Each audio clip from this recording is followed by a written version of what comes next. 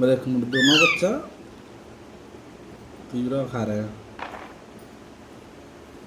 खाएगा मिट्टू? तीवरा खाएगा मिट्टू? हाँ, तीवरा खाएगा बाबू चढ़ के? ज्यादा नहीं हम्म। खाओ, पेट खराब हो जाएगा। ये तो बने ही तीवरा खाने के लिए है ना? हाउ। पूरा मुंह छबड़ा गया है भैया, मुंह में पूरा भरा हुआ है।